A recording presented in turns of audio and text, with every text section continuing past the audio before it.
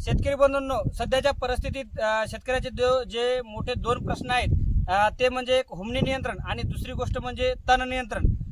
याविषयी आपण या व्हिडिओमध्ये थोडक्यामध्ये चर्चा करणार आहोत। नमस्कार शेतकरी बंधूंनो, मी प्रवीण पवार, सुखकर्ता कृषी विकास केंद्र कोळगाव, तालुका हातगाव, जिल्हा नांदेड। शेतकरी बंधूंनो, तुम्ही हळदीचा जो प्लॉट पाहताय तो माझ्या शेतातील हळदीचा प्लॉट आहे। याची लागवड आपण 27 मे 2026 ला केलेली आहे आणि आज दिनांक 28 जुलै 2026 म्हणजे आज जवळपास 60 दिवस या प्लॉटला आपल्या पूर्ण झाले। शेतकरी बंधूंचे खूप मोठ्या प्रमाणामध्ये फोन येत आहेत की आमच्या हळदीमध्ये मोठ्या प्रमाणामध्ये तण झालेले आहे आणि हुमणीचा प्रॉब्लेम झाले, याचं नियंत्रण कशा पद्धतीने करायचं।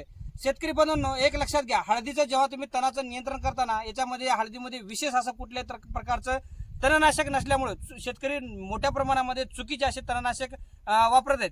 आता आपण या हळदीचं जे तणाचं नियंत्रण केलं ते आपण हळद लागवड केल्या याच्यामध्ये पेंडामिथालिन जे सुमोटोमो केमिकलचं पेंडिकेम नावाचं प्रोडक्ट आहे हे वापरलं, म्हणजे आपल्याला 30-40 दिवस वरून नियंत्रण झाले आणि त्यानंतर आपण याची एक खुरपणी करून घेतली, म्हणजे आपल्याला तणावर चांगलं नियंत्रण मिळाले। पण बरेच शेतकरी चुकीच्या पद्धतीनं कोणाही शेतकऱ्याचं ऐकून ग्लायफोसेट या तणनाशकाचा मोठ्या प्रमाणामध्ये वापर करत आहे। शेतकरी बंधूंनी त्या गेल्या वर्षी खूप मोठ्या प्रमाणामध्ये ग्लायफोसेट वापरलं आणि तणाचं नियंत्रण केलं।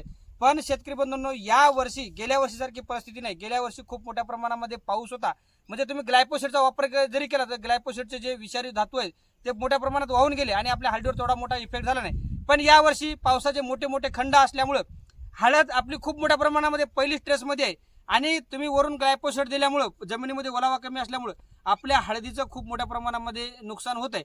आता बघू शकता शेतकरी बंधू, 2 महिन्याच्या हळदीची हाईट वगैरे तुम्ही जर बघितली आणि या पानाची रुंदी वगैरे किंवा याच्यातून येणारे जे नरसाळे आहेत हे याला कुठल्या प्रकारचं तणनाशक वापरलं नसल्यामुळं याचे इफेक्ट आहेत। बघा, हे पण तुम्ही नरसाळे बघू शकता, इकडे पण तुम्ही हे येणारे सुधरून नरसाळे किंवा या पानाची जाडी हे केलेलं योग्य व्यवस्थापन आहे। शेतकरी बंधूंनो, तुम्हाला हळदीचं व्यवस्थापन करते वेळेस 1 ते 2 वेळेस निंदणी जर केली तर तुमचा असा सुदृढ पद्धतीने प्लॉट वाढेल आणि नंतर आपला प्लॉट झाकून गेल्यानं तण होणार नाही।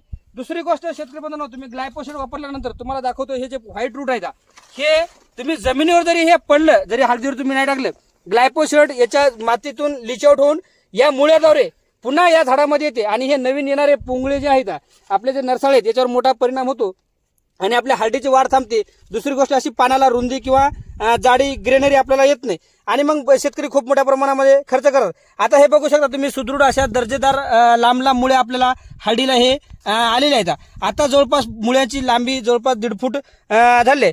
त्यामुळे सर्व शेतकरी बांधवाला विनंती आहे की तुम्ही तणाचं नियंत्रण करते वेळेस ग्लायफोसेट तणनाशकाचा वापर करू नका आणि आपल्या हळद पिकाचं नुकसान करून घेऊ नका, नाहीतर आपल्या हळद पिकाचं जे उत्पादन तर होणारच नाही, फक्त खर्च होईल।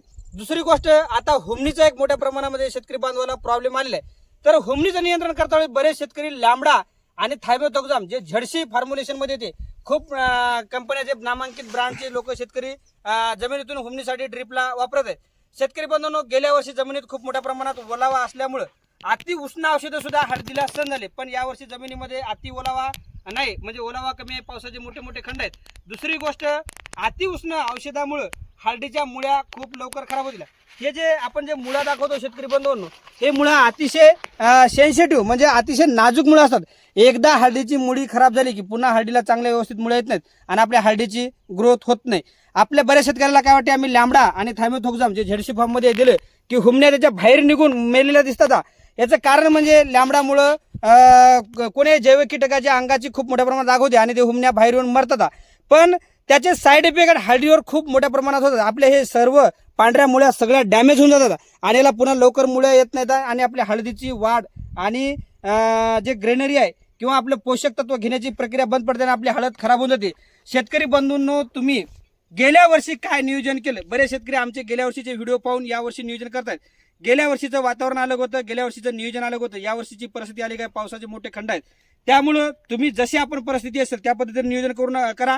गेल्या वर्षीच्या अनुभवाच्या आधारित तुम्ही जर शेती करशाल, त्या पद्धतीने जर निविष्ठा वापरत असाल तर तुमचं हळदीचं 100% नुकसान होईल, फायदा होणार नाही। त्यामुळे सर्व शेतकरी बांधवांना विनंती आहे की तणनाशकाचा वापर करते वेळेस ग्लायफोसेट तणनाशकाचा तुम्ही वापर करू नका, म्हणजे भविष्यात आपलं नुकसान होणार नाही। आणि हुमणीचं नियंत्रण करते वेळेस तुम्ही आता लहान अवस्थेत पिकाला जैविक कीटकनाशकाचा वापर करा, लॅम्बडा आणि थायमोथोक्झाम या कीटकनाशकाचा वापर करू नका आणि आपल्या हळदीचं संरक्षण करून घ्या। धन्यवाद।